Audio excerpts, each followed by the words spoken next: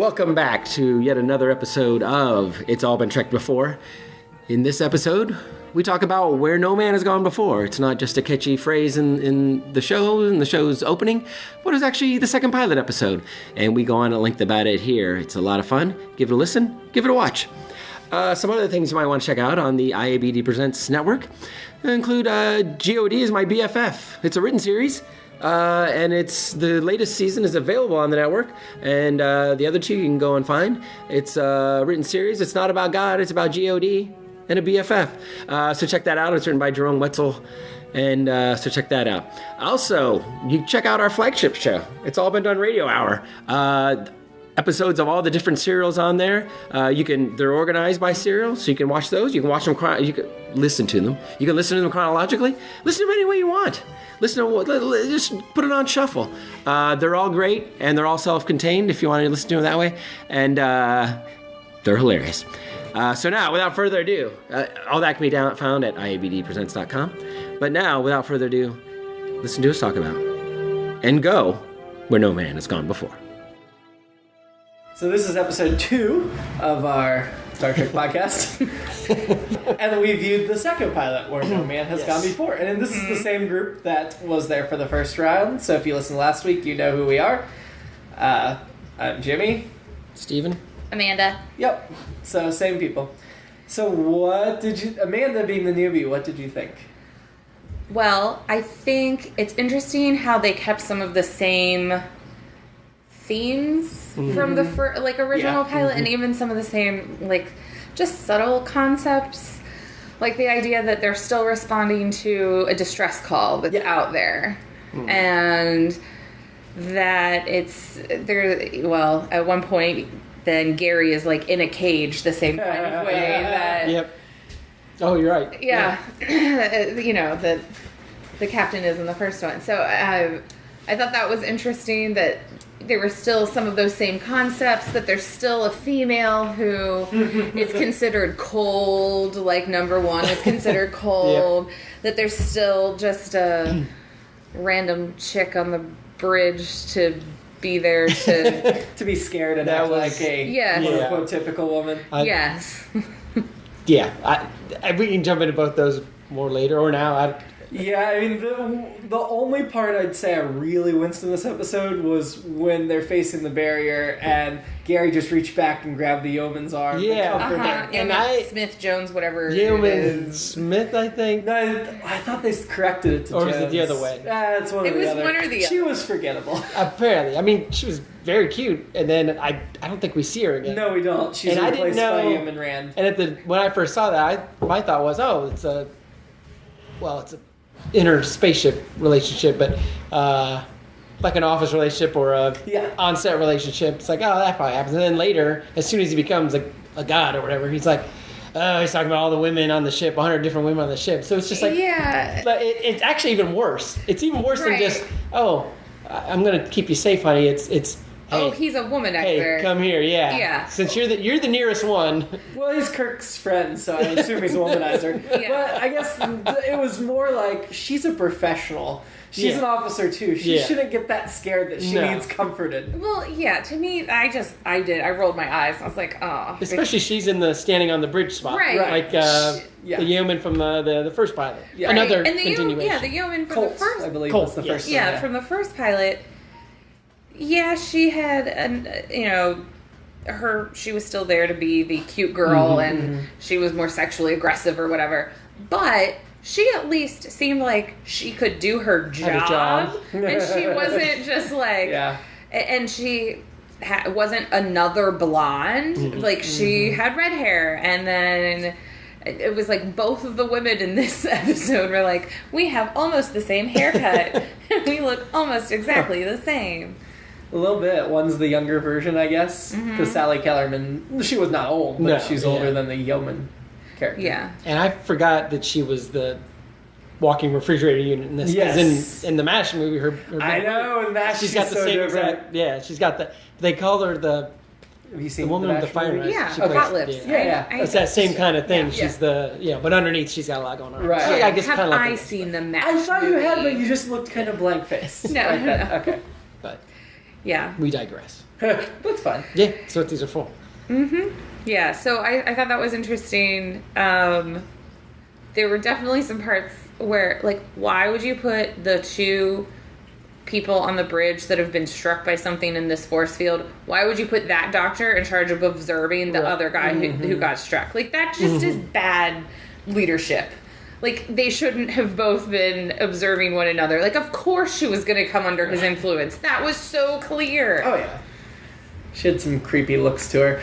I think the Kirk's reasoning in that would have been, well, she wasn't showing any effects, so she must have been okay. Yeah. Whereas Gary's eyes... But so what? Like, to me, that's still... Oh, I know. I guess maybe this is me being Spock. Logically, that is a bad decision. So Spock logic real quick. The game of chess, how did Kirk make a move that wasn't logical?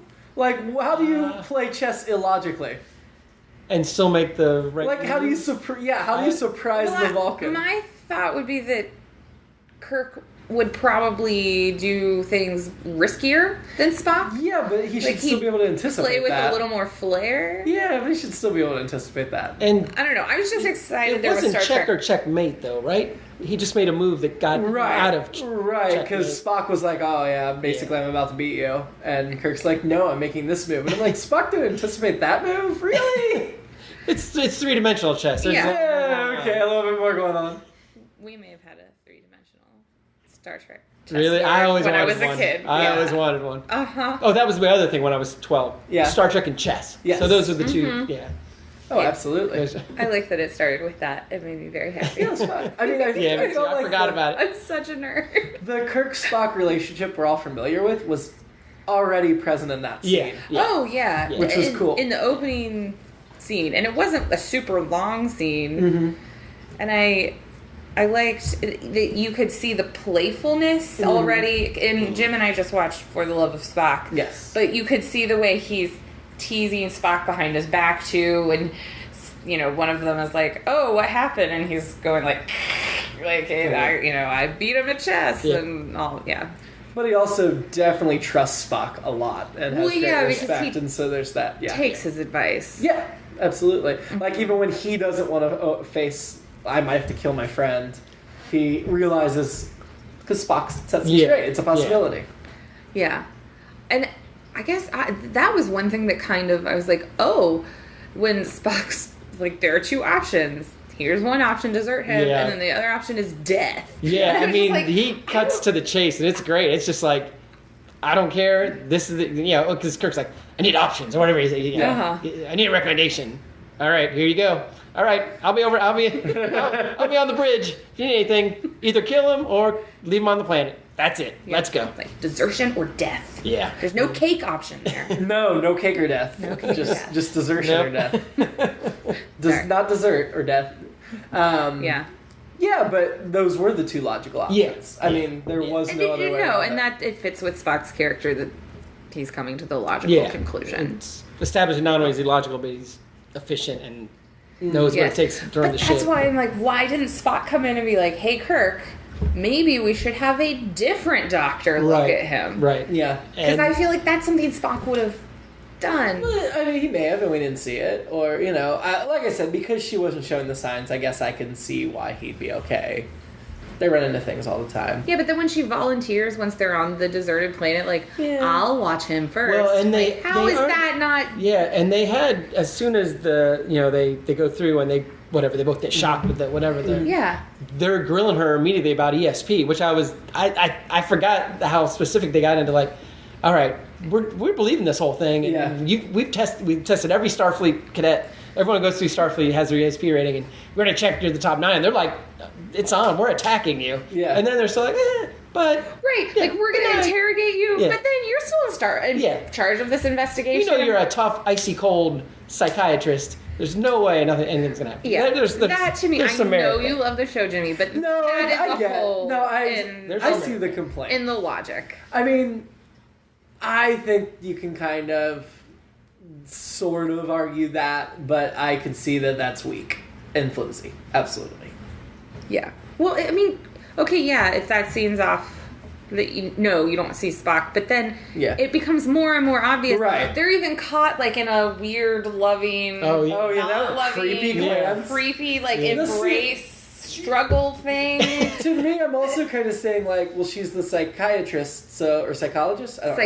Psychiatrist. Different. So yeah, it is. I just can't remember which one they mentioned. Yeah. She can prescribe medicine Right. throughout the galaxy. Yes. Yes. So, but they left the galaxy. Well, they tried to leave the galaxy. It's like international water. She can do whatever she wants out there. whatever. Which makes no sense because Earth's not near the edge of the galaxy. But and the other Star Treks, they couldn't get that far out. But anyway, so that's. I mean, there were definitely things in this. Right. This is before they've established 50 years of lore. Like, Right.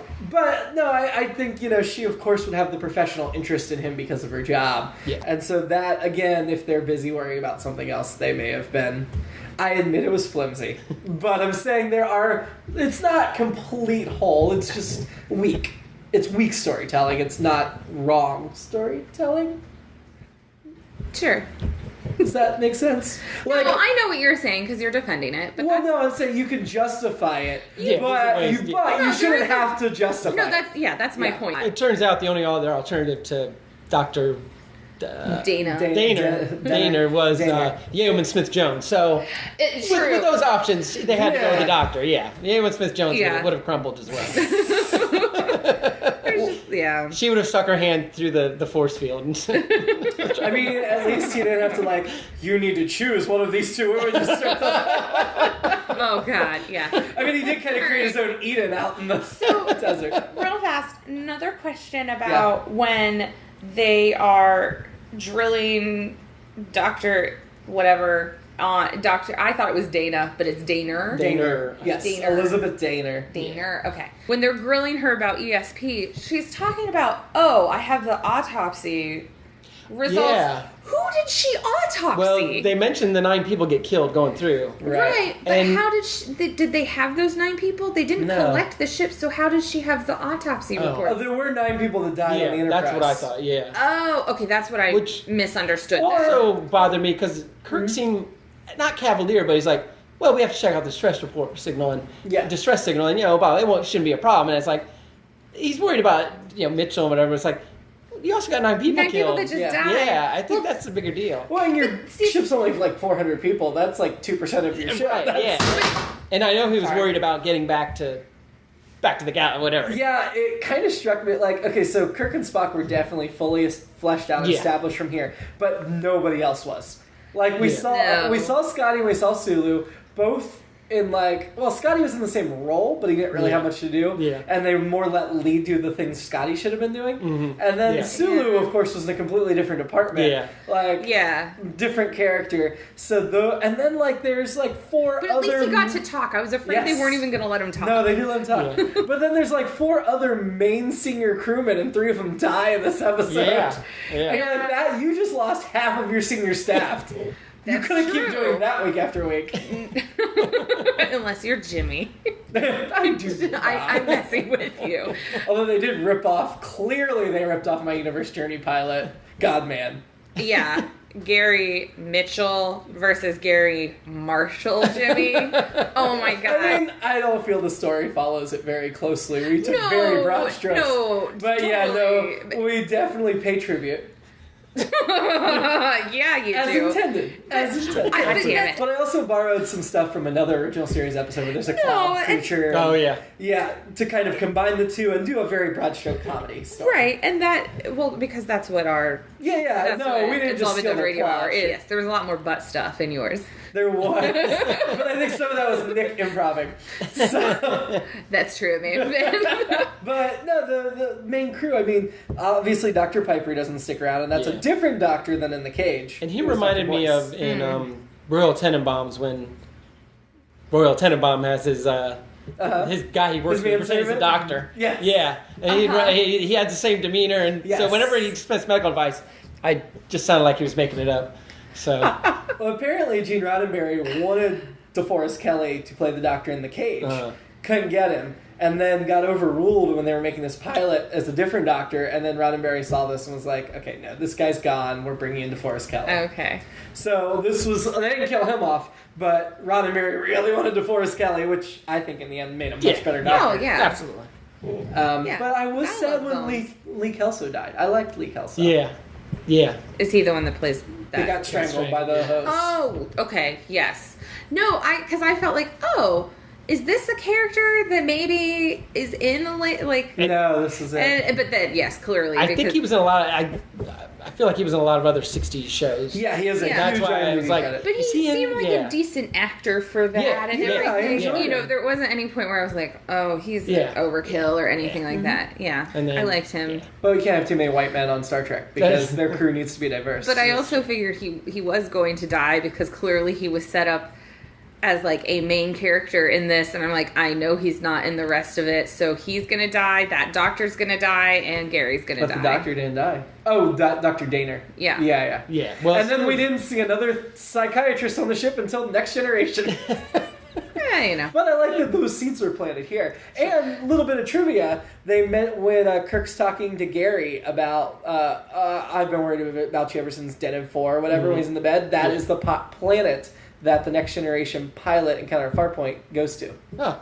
What the ship goes to in that episode. Oh. Kind of a little tribute. Okay. Yeah. Interesting. Yes. At least IMDb said that. They could have been lying Sure. on their Those trivia page. Jerks. Yeah. It sounds right. I did not verify. Well, I'll admit, as soon as they started talking to the psychiatrist about ESP and stuff like that, I wrote down Deanna Troi. Yeah. Was my initial. I'm like, oh, okay. Yeah, she's an early Deanna Troi prototype. Yeah, totally. Makes sense. And then, of course, we had Lieutenant Alden instead of Uhura. And then they're like, no, we need another woman on the bridge. Yeah. The black guy. Yeah. Yeah. So they knew they were going to have an African American on the bridge, but they're like, oh, no, we need another woman. You say that kind of like, need another. No, you do need another Okay. woman. I agree with the decision. But I Yeah. liked Alden, too. Like, we didn't have a lot, but he seemed cool. Yeah. Yeah, that's true. It'd be a different show with So- that different cast, though. What did you guys think about the difference in the way that Gary and Elizabeth react to their godlike powers? I thought about that too, because she handled it better. Well, women are more nurturing and maybe more emotionally stable. that's. But is and we it- knew he was kind of a cocky jerk a little Yeah. bit. 'Cause- Well, I wondered if it had to do with who they were as a person before this affected right. them. Yeah. I think it was a combination of that, a combination that she was further behind him in the curve, so she Yes. saw that more Yeah. of her humanity left. Yeah, he was already. Yeah. He was more evolved. And the Yeah. combination of commentary on women versus men, I think that was played a part of it. Well, yeah, because they totally have her as the feeling one against Spock. Even You know, though she was also cold at the beginning. Yeah. Right. Yeah. Which is, and she's the, what do they call her? The fridge, or the Walking ice- refrigerator. Yeah. That's it, yes. Yeah. Which is good to know they still have a refrigerator. And Yeah. they So still call it a all the refrigerator. things that they, we can pick apart the technology and Sure. everything. The thing that bothered me most, I'm like, why didn't they update that? Was when Sulu was like, well, if you have a penny and you double it, then you'll be a Oh, millionaire. yeah. I'm like, this is hundreds of years later. 300 years ago, a penny would have been quite a bit of money. Like 300 years in the future, a penny, they can't even be using It should have pennies been, anymore. No If way. you had a penny, what's a penny? Yeah. Oh, it's an old Earth thing. If you had $1,000 and then you doubled it, then eventually you'd be a trillionaire. Oh, a trillionaire, so you'd be middle class. But in 1966, I doubt that they were No, thinking, right. oh, pennies won't be a thing. Whereas now, there's always the controversy of it costs more to create a penny than... Yeah, I mean, they should He might as well have said a hay penny. And then, Yeah, there you Right. A sixpence. No, it seemed like that was an odd analogy to make. Yeah. And definitely Yeah. not taking into account. But for the audience at home, if they tried to make it something else, it would have been too cerebral. It might have been abstract. better if he'd done the Ghostbusters Twinkie thing. Yes. He said, imagine if this, Yes, absolutely. Yes. it would be a Twinkie the size of the Enterprise. That's a big Twinkie, yeah. That is a But- very big Twinkie. So, we're watching these with the new special effects. Yes. The updated. We did not watch The Cage with the updated, but we did watch this one. Right. And most of them were And going most to. of them we will. Probably. I will admit that when it would cut to the Enterprise In space? in space, it felt off to me. When it's just going along with the When stars. it's just going on with or even when it was just kind of hanging out Yeah. outside of the planet, when they cut to essentially like an establishing Yeah. shot of like, Yeah. oh, here's where the Enterprise, well, they're on the planet getting supplies or whatever.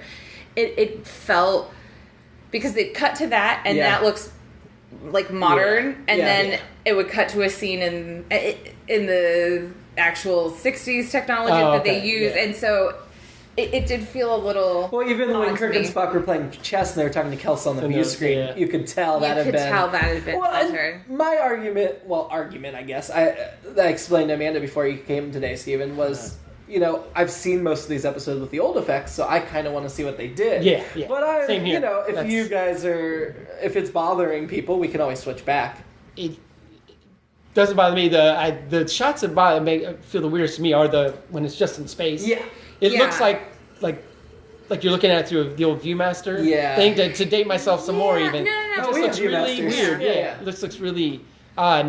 That part takes me out, but then like them coming out of the end of the edge of the galaxy or whatever, was like, okay, that looks better than it did before. I think. When the ship turned and whatever, Yeah. that did look much better. Yeah, but when it's just like hanging out, Right. just sitting there, it looks startlingly different. It looks worse to me than the original effects, but maybe Because it feels so fake. yeah. Yeah. It's kind of like the Star They didn't Wars spend prequel. millions of dollars To get to another it. subject from last week, it looks Yeah. like the Star Wars prequels where it was just too fine and precocious. Everything looked too clean as opposed to the old films where it was supposed to be.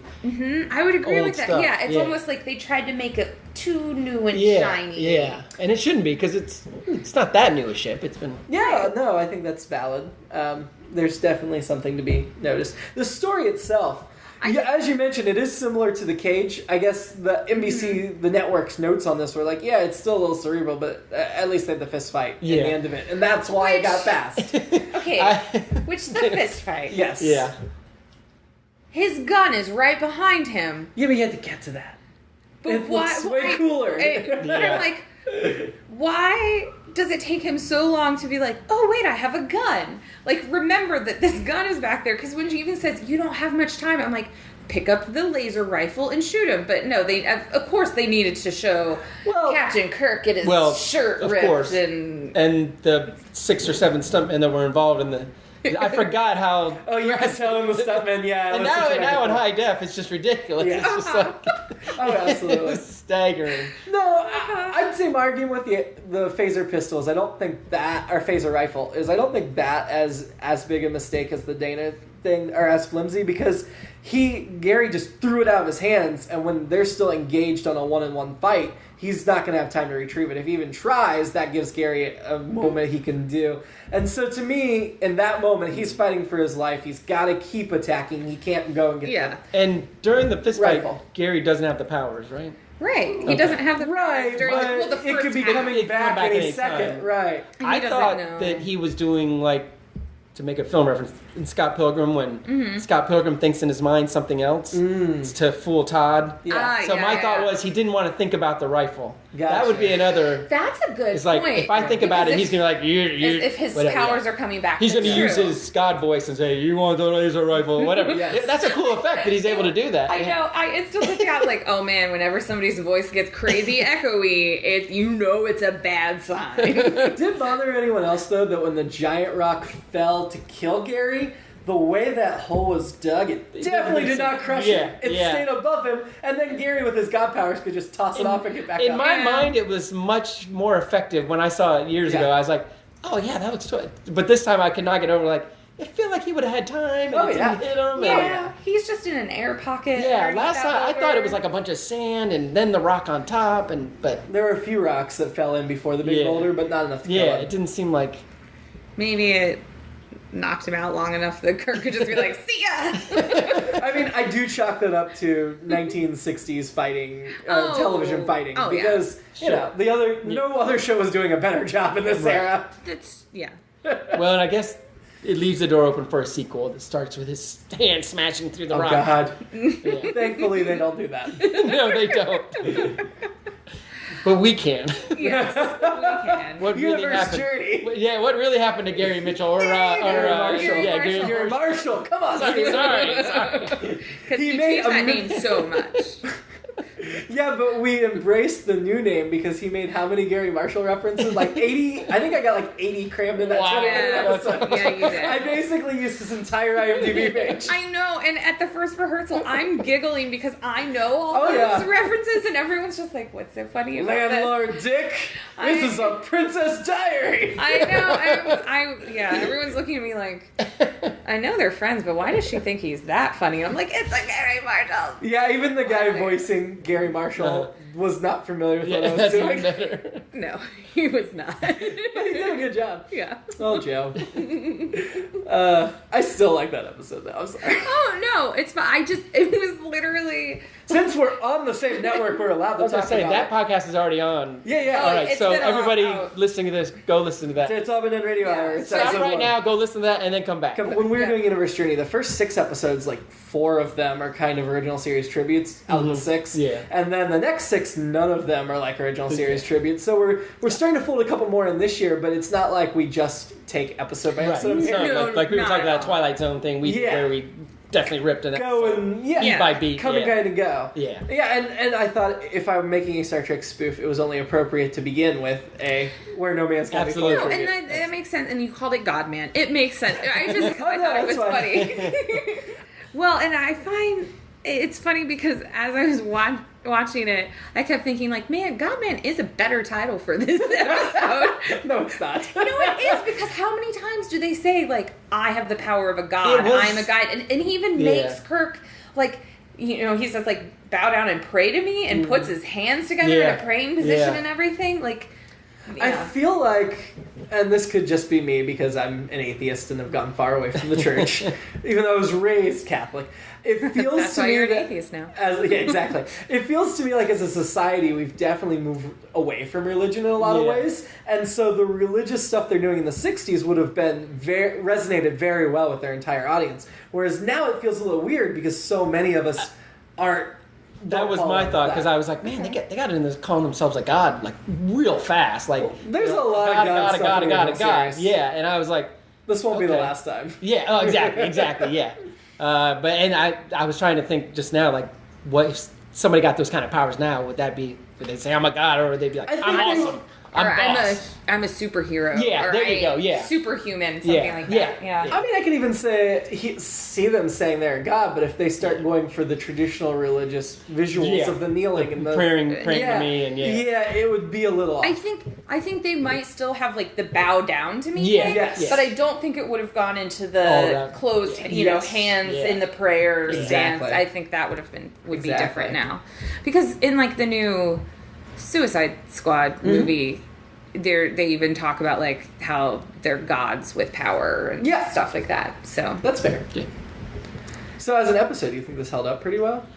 It was always when I was younger, I would have I ranked them all 1 to 79, oh my 78. God, really? I don't know where it is, but if you find that, we will put it on the website. God, that's brilliant. I don't know where I could never do that. I might be able to find it, but okay, please try. But this was in my top. It was probably in my top 5. It's definitely in my top 10. Okay. And I remember it being, and it was the same thing that the NBC was like, we want more action. Yeah. And I just loved the laser rifle and everything at the end, and going past the edge of the galaxy, and Sally Kellerman. Yeoman Joan Smith did not stay with me, oddly enough. I forgot about her. So then, who's your current favorite female of Star Trek? I think it's still. Sally Kellerman. It's Sally Kellerman. Sally Kellerman this week. Well, because I was thinking, if you get a favorite Star Trek chick, I should pick a man each time. You should, that should. I'm gonna stick with number 1. Yeah. No, okay. Sally Kellerman didn't knock her off the pedestal. I think there will be some women in the series that knock her off, but so far, I'm still going with number 1. Okay. And we're saying Nichelle Nichols isn't eligible, right? I think we have to. Yeah, because otherwise, she would be my. Yeah, because otherwise I'd always pick Spock. She's amazing. Yeah. You'd always pick Spock. So exactly. Who's your Star Trek guy then? Well, and tell us if it would have changed from the first week. Well, first week because it's the failed pilot, I feel like you can go main characters, and I would pick Pike. Yeah, that's fair. Yeah, and I mean him as an actor. Yeah. And stuff. So this... I'll give you Pike. Yeah. This week, I'll pick the guy that got strangled. Lee Kelso? Yes. You liked I'll him better pick than Kelso. Pike? Yeah. He knocked Pike off your number 1 slot? No. Because you have to be... It's just this week's With week. our No. rules, it carries over. It carries Yeah. over. No, Yeah, I still yeah. got to go with Pike. Then. Okay. All right. Yeah. I mean, he'll be hard to beat. It'll be tough to beat. Yeah. It'll be tough to beat, but we'll see. Yeah. I don't know. I mean, I keep thinking, because obviously That's until we get to they didn't fire Jeffrey Hunter, whereas a lot of the cast they purposely replaced, he Yeah. was replaced because the actor stepped out. Yeah. And Yeah. it really makes me wonder what kind of... I mean, obviously Spock would have been a different character.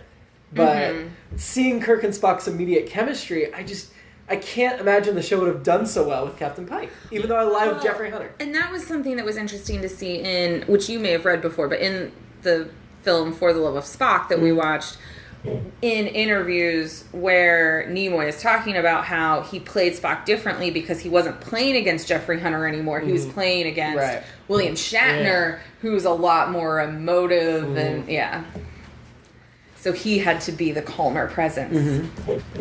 So yeah, I think it still would have. I still want your alternate series with Jeffrey Hunter and like. Well, and I have this week's alternate series too. And okay. Sally Kellerman was this week's my favorite Star Trek girl. Sure. But I wanted to see what happened, what Yeoman Smith Jones went on to do since we never see her again. Does she decide she's out of this? Is it because Gary Mitchell's dead? I wonder if that hand holding thing. Yeah. Maybe she was like all was a about I love it. you, or she was like, how do they tolerate this on this bridge? I don't want to be in this. 9 people died and all they care about is him. Yeah. I'm out of here. Maybe she's like, I'm not the standing on the bridge kind of person, and she got into another field. Yeah. Or it could just be normal crew rotation. Jim, Sorry. we need to. Maybe she became an astrophysicist or whatever Sulu was. In this Took over episode. Sulu's job. Yeah. Although he brings the department heads in, and we never see another astrophysicist in the original series. So I guess it wasn't that big of a department head. I know. Honestly, when Mitchell fell and there was a moment nobody was at the helm, and then Kirk was kind of touching buttons, and then Spock took it. Yeah. I'm looking, and Sulu's just standing there in the back, and I'm like, why aren't you coming forward? Take your console. Because he's not there yet. Well, and they switched seats in this episode. Yeah. The navigator and the helmsman are not Right, normal. Yeah. They're normally the other side. And there were a lot of things, like the colors of the shirts they hadn't worked out Right. yet. The engineering Yeah. and science symbols on the badges were switched. Yep. Wait, they're different? There's 3 different symbols on the badges. Yeah. Spock had the I'm weird thing, and like they had the wrong symbols this episode. I'm sorry, podcast world. I feel like a fool. You will notice in the next 78 episodes, I guarantee it. Yeah, but I just thought the commander one was this. I thought that's what everybody had. I didn't. No, Sulu and Chekhov were the commander one. And occasionally Chapel gets a red cross. Oh, yeah. Which is weird, because she's in the medical, so she should just have the circle. But whatever She's reason, special. Nurse Chapel. Yeah. Huh. Yeah, but Jill wasn't in this second pilot. Yeah.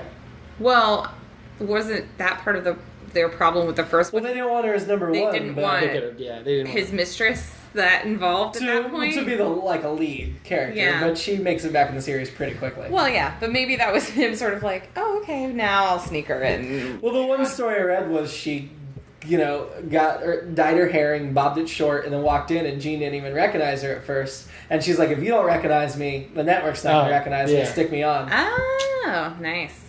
So I don't know if I didn't pay attention if her voice was as the computer in this episode. Yeah, or not. I was trying to think too. I don't know if we heard the computer talk. I in this didn't one. think we heard a computer I don't talk. think we Because I did feel like either. if we had, you would have been like, Majel!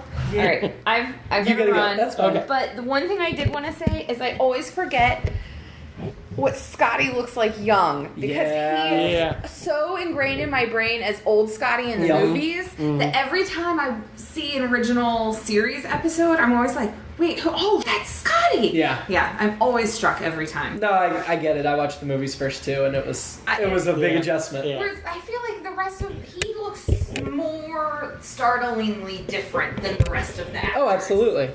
Gary Lockwood, of course, was in 2001. And he not only was 2001, but he starred in Ron Barry's other pilot, the show, the Lieutenant. Yeah. Shatner and Nimoy, didn't they guest on that? Nimoy guessed, and I don't know if Shatner did or not.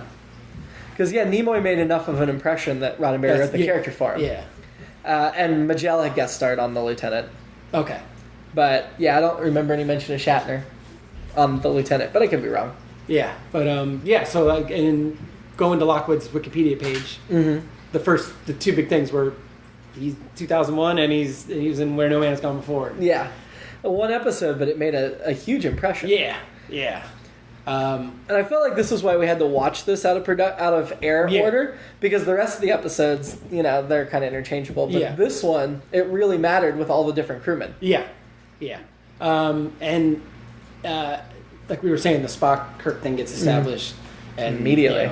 And the one thing I like is at the end, as much as they get into the, and this is always the thin line for Spock with emotion and no emotion.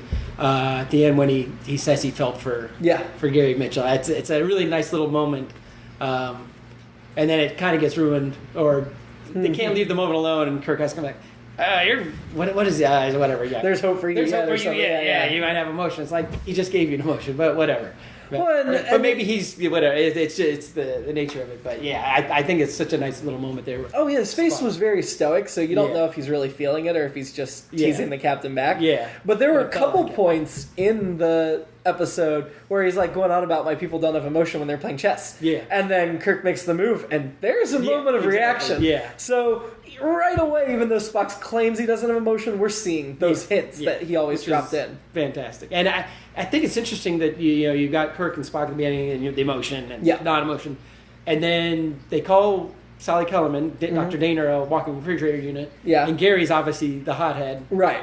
And then once they switch over, I guess she's the more feeling one, but in a way maybe she was the more logical because she understood it better and her powers came along better. But I felt like there's some kind of dichotomy going, or here's the emotional Kirk's the one who gets the best of the god, even with Spock's logic. Although Spock's logic, I guess, drives it.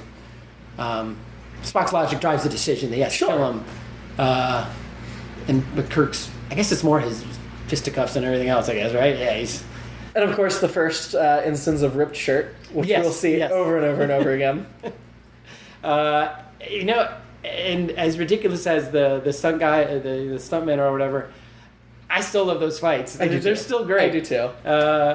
Whatever the moves are and everything, I forgot how much I loved them as a kid, and I'm still like, you know what, I'm still down with these. Well, and you're into the story too, because at that point we've seen how painful it is for Kirk to fight his best friend. So it doesn't seem superfluous like it could easily be. It really makes sense for the moment, and I love that we get that immediate layered complex Kirk where he's a little bit different than a lot of the heroes on television at the time. Yeah, and maybe that's another layer of the why he doesn't go for the gun. Maybe he's still like, I'm going to beat the crap out of him, and maybe I'll save my friend. But in the back of his head, he knows it's not going to work. But he's got to get his shirt ripped. I had forgotten that they mentioned this episode that Lieutenant Kirk had been Gary Mitchell's teacher at the academy. Yeah. So apparently Kirk taught at the academy at some point. Was he like a TA, I guess, or a grad? I mean, I feel like as a lieutenant, he'd already have to be a full professor, right? Oh yeah, I guess you're right. Because he would have gone up the rank a little bit. I guess in those days there weren't as many starships. If there wasn't an assignment, he would have waited to ship out. But seeing Kirk as a teacher is really interesting. Yeah, and hey, when Gary mentions fixing him up with that girl. Yes. And then Kirk says he almost married her, which I don't know if he's exaggerating, but then it's... I think he wasn't, though. I feel like... Yeah. I almost wonder if it might be like Carol Marcus. That's what I was thinking. Yeah, right? Yeah, is it Carol Marcus? Because she's kind of the one that got away more than really anybody. Yeah. And as we'll see many other women, as I was reminded this weekend... But it's funny because we always see Kirk as this womanizer who's always hooking up with everything. But in this episode, mentioning that he almost married a woman and talking about him walking around with a stack of books, it kind of reminds us there's always that other side of Kirk that maybe was more prevalent in his younger days.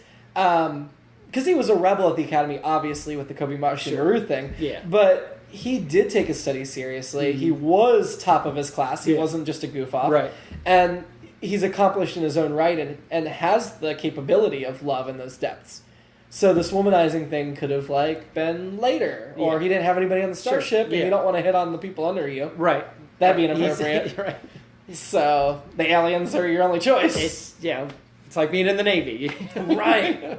So I really felt like there was a lot more to Kirk already in this first episode than what a lot of people picture him. It's really cool they lay all that in 3 lines, and in my limited research today, I did read there are some prequels with Gary Mitchell. Oh yeah, there are. Yeah. Like books and things. Yeah, which aren't canon, but yeah, right. Yeah, and that's exactly what they said actually. yeah, I've read a couple of them. Yeah, so maybe I'll write the Yeoman. Go for it. Jones. Yeoman Smith Jones. It'll just be. That would work great in Universe Journey. It'll turn out her name is Bridget Smith Jones, and it'll just be all the Bridget Jones diary. Her in space, very dull. Her just getting moved from job to job. That would be pretty funny. Yeah, there's even like a novel where Chekhov is there during the first season. He's just below decks, and so you get to see what he's up to, and you're like, "Whoa, that's interesting." That's pretty awesome. That's just amazing. But yeah, it's cool. Like I said, I'd forgotten those 2 lines too. About his past. Well, the fans take all those little bits and they write them out into full stories. Yeah. And sometimes that stuff makes it in. Yeah. Interesting enough that the James R. Kirk on the gravestone. Yeah, I was reading about that today too, and that they considered changing it with the special effects and decided it was too expensive to change. Oh, is that right? Yeah. Yeah. Roddenberry said it was just in joke. Yeah, it was an in joke between those 2 guys that. He made it our Kirk, and I can't remember the dates. Were they like 22? They were star dates. They weren't years. Okay. They weren't years. Yeah. Okay, that makes more sense. And I honestly, as much Star Trek as I've watched, I still have no clue how star dates line up with real life. And I couldn't even tell you what star dates the shows take place in. Yeah. I don't think I could either.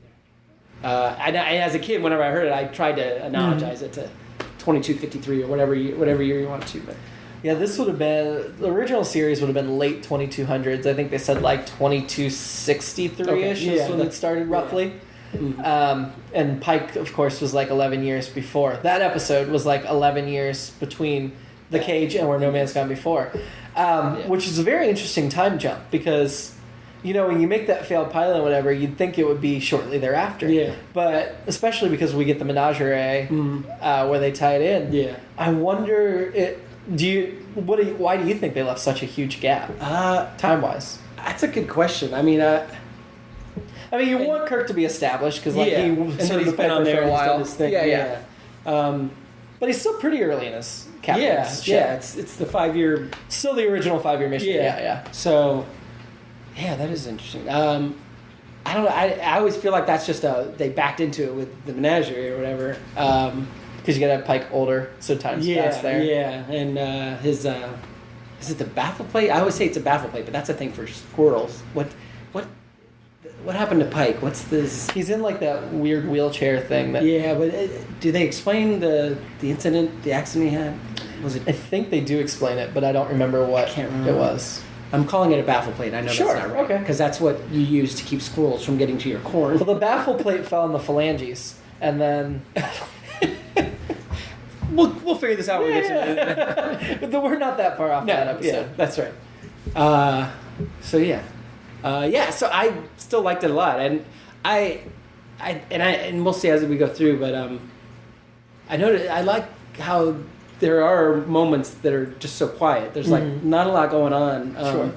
Where it's just the 2 characters talking, and not the big music behind them. And we talked last week about how great the music is on the show. Absolutely. Except for those moments when they're going to commercial break and it's that. Oh, I know. It's ridiculous. They fade out, but you had to do that. You had to. For me, I actually like The Cage a little bit better than this. I do think. Yeah. I mean, even though the Kirk-Spock relationship I like better than the Pike-Spock or Pike number 1. Yeah. For me, The Cage just felt very finished. As a polished product, and this one, maybe it's because I'm so familiar with what comes after, it felt like there were some things they hadn't quite worked out yet. Yeah, and I almost wish this one was a little longer because it's episodic television, but it's so fast from they've got the powers to it would nice to have been seeing a little more development with not only their relationship but their powers and some other things they do. But I guess there's something to be said for how efficient and economic it is. As they are with many of these episodes and many of the lack of effects. I kind of wish we'd gotten Gary for an episode or 2 first, though. Yeah. And Kelso. Yeah.